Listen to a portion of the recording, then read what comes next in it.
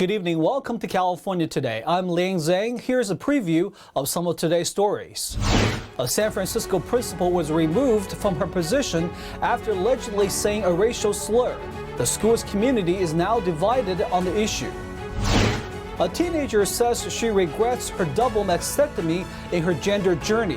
She shares her detransitioned story. A new batch of citizens are naturalized ahead of 4th of July. We'll hear more from some newly naturalized citizens. A longtime elementary school principal was removed after complaints that she spoke a racial slur while teaching students not to use it. The removal has sparked division among the school's community, needing many to speak out. NTD's Jason Blair has the story.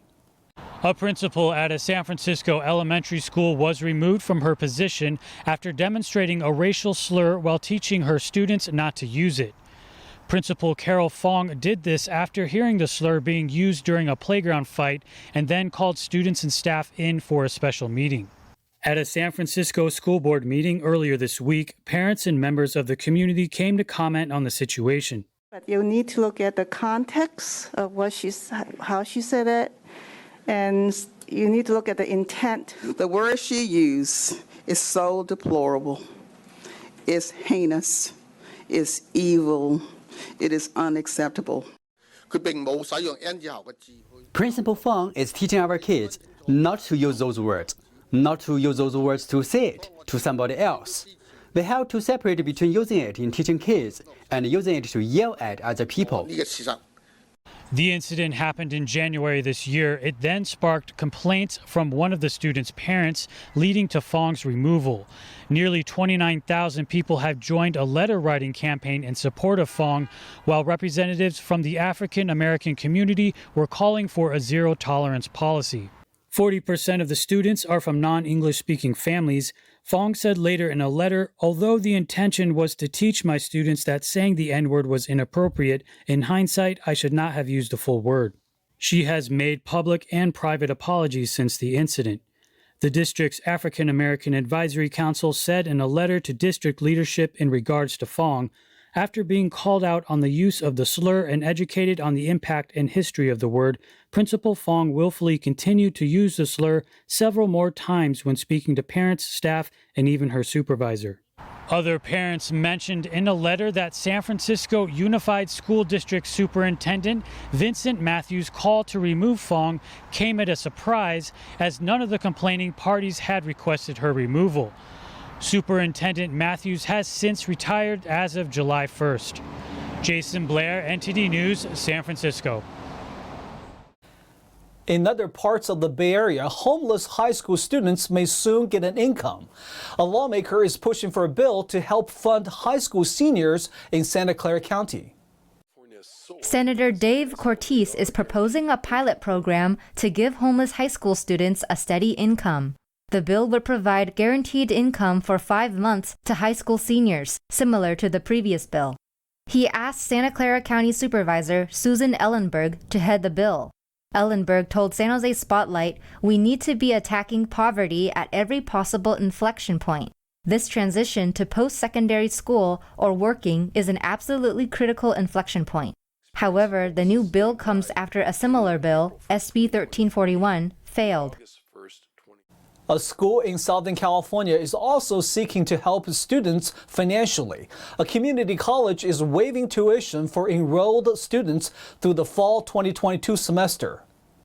El Camino College in Torrance announced its tuition relief program earlier this month. It will allow current and new students to attend summer and fall classes for free. The college will also forgive outstanding tuition and fees for students who enrolled between spring 2020 and spring 2022. Brenda Thames, superintendent and president of the college, said in a statement that they hope by reducing the financial burden, students can reach their goal. To have their tuition waived, students must enroll in at least 3 units for the summer term or 6 units for fall. The program is funded by the Higher Education Emergency Relief Fund. Congress passed it to financially support students impacted by the COVID-19 pandemic. According to the Public Policy Institute of California, the community colleges in the state have received approximately $2 billion in COVID relief funds from the federal government.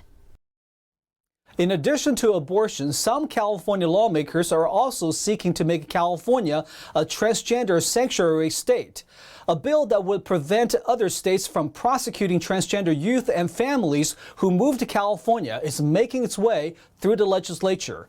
But one detransitioning person spoke out against the bill. Here's the story.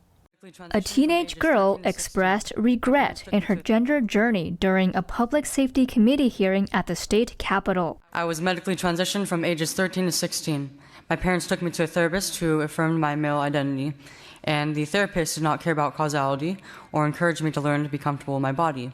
Chloe is a detransitioner from the Central Valley. Her testimony comes as the committee passed Senator Scott Wiener's controversial Senate Bill 107. Proponents of the bill say it would provide refuge for trans youth, their parents, and those who advocate for and provide gender-affirming health care for minors. But Chloe said the gender-affirming care she experienced had harmed her. The therapist she saw brushed off concerns about the efficacy of hormones, puberty blockers, and surgeries.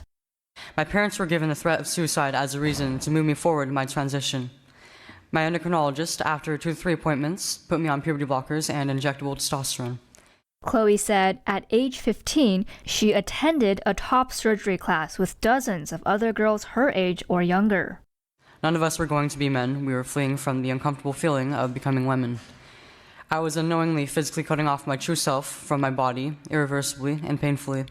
She said she went through with the surgery, but did not fully understand the choice she made at the time.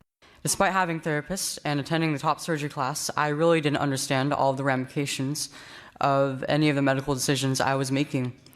I wasn't capable of understanding, and it was downplayed consistently. My parents, on the other hand, were pressured to continue my so-called gender journey with a suicide threat. Chloe says she now regrets her decisions and is experiencing negative side effects from the procedures. I will never be able to breastfeed a child. I have blood clots in my urine. I am unable to fully empty my bladder. I do not yet know if I am capable of carrying a child to full term. In fact, even the doctors who put me on puberty blockers and testosterone do not know. Chloe urged the committee to reject the bill and put safeguards in place so that painful experiences like hers are not repeated. Meanwhile, Wiener said SB 107 is intended to protect families and trans youth and medical professionals from being prosecuted in other states. These parents who are just trying to do right by their kids and accepting their kids for who they are and supporting them are being told you're a criminal for doing that. It's disgusting, it's despicable, and California should have no part of that. According to the bill's text, SB 107 would prohibit law enforcement agencies from arresting or extraditing parents charged in other states for child abuse or other crimes related to transitioning procedures. Texas, for example, is cracking down on the use of puberty blockers, cross-sex hormones on minors, and in some cases, gender surgery on minors. In the end, SB 107 passed in a 5-2 vote. It's now headed to the Committee on Appropriations. A man allegedly fired about 36 shots from a rifle into a crowd Wednesday. He has been arrested after an 8-hour-long standoff with police. Here are the details. Officers responded to the area of 82nd and San Pedro Streets in the early morning hours on Wednesday. According to the Los Angeles Police Department, a SWAT team was also sent to the scene and the standoff ensued. Police said after an 8-hour standoff, our officers and our crisis negotiation team peacefully resolved the incident. Police added that the suspect in custody and an illegal rifle was taken off the streets. The suspect's name was not immediately released. We are going to take a short break, but here's a look at what we got for you when we come back. Many parts of the U.S. are raising the minimum wage on July 1st. to make sure the lowest paid can keep up with the cost of living. A new batch of citizens are naturalized ahead of 4th of July. Our reporter David Lamb heard more from the new citizens at the USS Hornet Museum. A transit station has hired a Falcon to chase away pigeons. This is part of an effort to keep the station clean.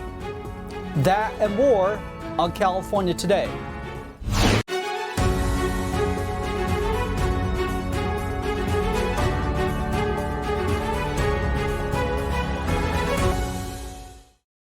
Minimum wage hikes have taken place across multiple states, including several cities in California. They aim to make sure the lowest paid workers are keeping up with the cost of living. But is it really that simple? On Friday, the minimum wage rose in multiple states across the U.S. Statewide increases have been implemented in Connecticut, Nevada, and Oregon, and in many cities in California, Illinois, and Maryland. Emeryville, California has the highest minimum among them at $17.68. It's the same as, say, an excise tax on cigarettes, right? Governments impose those in order to reduce the amount of cigarettes consumed. And governments impose minimum wages, and they say it's to help labor, but what it's really doing is it's a price floor on labor, so it's reducing the amount of labor. John Dunham is the president of John Dunham and Associates, an economic research firm. Dunham has done a lot of research on the minimum wage and says in the end, everyone pays for it. We found that almost 60% of the cost of a minimum wage ends up being paid for by the consumer. About 30%, a little under 30%, comes from people who lose their jobs. Some people think the minimum wage could be higher. You can't have a business without employees, and employees, if they're getting underpaid, they can't perform. Moshe Parad is the president of 26 Motors, which sells pre-owned cars in New York. Even though Parad believes in paying employees well, he's concerned about inflation. The problem is the cost of everything became so expensive. The cost of having employees, the cost of product. The inflation rate in the U.S. is currently at 8.6%, around a 40-year high. I would do away with the minimum wage entirely and allow workers and employers to negotiate what's best. Robert Wright is a senior faculty fellow at the American Institute for Economic Research. Wright says more employers won't have to let their workers go this way, effectively reducing their wages to zero. The federal minimum wage is currently $7.25 an hour and has stayed that way for the past 13 years. Colin Frederickson, NTD News. An iconic naval ship in Northern California sworn in new citizens in a naturalization ceremony today. NTD's David Lamb boards the ship and hears from the attendees. It's a special and memorable day here in the Bay Area. The USS Hornet welcomed 50 locals in obtaining their U.S. citizenship right before the 4th of July weekend. So help me God. Congratulations, 50 locals and their loved ones showed their American patriotism on Friday morning in Alameda. India, Japan. The new citizens previously came from 25 different countries, but today they stand and swear in together on the flight deck of a World War II ship. One 27-year-old was overwhelmed with feelings. Once again, congratulations. So how do you feel today? I'm very happy. I feel like overwhelmed, but I'm just thankful. Ortiz says she did it for her mom. I feel happier for my mom, so like I'm happy for myself too, but I feel like she's now all her daughters are, American citizens. Ortiz was born in Mexico and said she came here when she was young. My mom brought me when I was, very, very young, and she was just looking for opportunities for mostly me because I was her only daughter at the time. So that's why I'm so happy that I'm able to do this for her, While the naturalization ceremony was only a brief moment, the citizenship lasts a lifetime. It's very touching, and you know what these people have gone through to get their citizenship. I mean, they've done tests, they've paid money, they've waited probably weeks, months, all this effort for this one moment, and you get to be with them for that one moment, and it's really a magical time. One citizen from Taiwan says she feels lucky for the opportunity, and with differing views and beliefs, she hopes to join political communities to feel a sense of belonging. we all want people who live in this country to be happier. So let's listen to each other and what the other parts are thinking. So hopefully we can form a sort of unity eventually, hopefully. David Lamb, NTD News, California. As the Independence Day weekend approaches, freeways and airports are busier with millions of residents traveling. For many, it's the first time they will hit the road in nearly 2 years. Expect to pay more for gas. It is also the start of the gas tax increase. The Automobile Club of Southern California estimates nearly 3.3 million Southern California residents will be traveling for this 4th of July holiday weekend. About 82% will drive to their destinations, 13% will fly, and 5% will travel by other means, such as bus, train, or cruise ship. The numbers will be the third highest for a 4th of July holiday, behind only 2019 and 2018. The top destinations for Southern California residents are expected to be Las Vegas, San Diego, the Grand Canyon, Mexico, and Yosemite. Los Angeles International Airport officials said they expect to see about 100,000 passengers passing through the airport each day for the Independence Day weekend. While at Ontario International Airport, passenger traffic is expected to be 13% higher than it was in 2019. Officials of both airports urge passengers to pre-book parking online for their trip to start smoothly.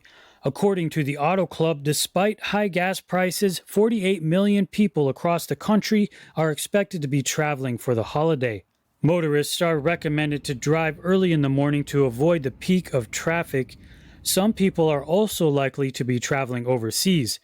According to the Auto Club's vice president, lifting the COVID testing requirement for air passengers increased demand for international vacation bookings. Speaking of travel, frequent BART riders may notice a new feathered friend at one of its stations. Pigeons and their droppings have become a huge problem for one station, so much that they are hiring a new pair of wings to deter them. According to BART, its El Cerrito del Norte station recently brought in a male Harris hawk to manage the pigeon population. His name is Pac-Man. Pigeon droppings can carry bacteria, fungal agents, and ectoparasites that can impact humans. If left unchecked, the birds can hang around a location for years. According to the station's modernization project manager, they've tried many solutions. They brought in owl statues, tried nets, and various measures with noise, but nothing was successful. The station hired Falcon Force, a professional bird abatement service, in May. Pac-Man and his handler, Ricky Ortiz, visit the station 3 times a week for 8 hours a day. Ortiz says after Pac-Man showed up, there were much fewer pigeons. The Falcon is used to the noise and bustling, so it doesn't faze him. When he flies too far, Ortiz just whistles to call him back.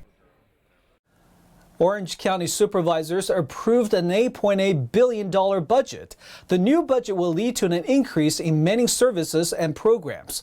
Let's see where the money will be spent.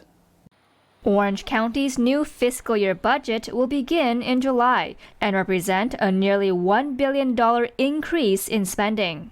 County Supervisor Don Wagner, Vice Board Chair, thanked staff for putting the budget together. The biggest spending areas for the next fiscal year are community services. That area accounts for $3.3 billion, or 38% of the budget. The next highest was public protection at $1.8 billion, or 20%. Funding for the Sheriff's Department sits at $955 million for the next fiscal year. The department plans to restore 130 positions that were removed during the pandemic. It also plans to add 34 new positions. The county will also fund a Be Well South Campus for mental health and addiction services in Irvine. The funds will also assist housing stability and pay for a new youth transition center. The center will provide programming, educational services, health, and mental health services. In addition to that, it would also provide housing for juvenile offenders and other youth. And the budget also includes about $20 million for a planned state-run veterans cemetery. Now let's check in with Thomas Christian for an update on sports.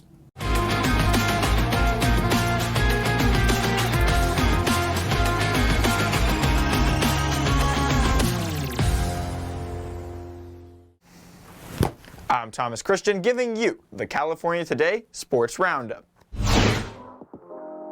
USC and UCLA are leaving the Pac-12 for the Big Ten in 2024, a bombshell move that stunned the world of college athletics on Thursday. Both institutions confirmed the news Thursday evening after the conference voted to accept them and expand to 16 teams.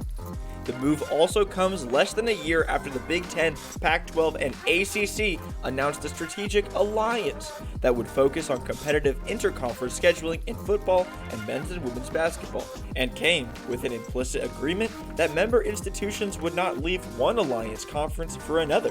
USC joined the Pac-12, then called the Pacific Coast Conference, in 1922, while UCLA joined in 1928.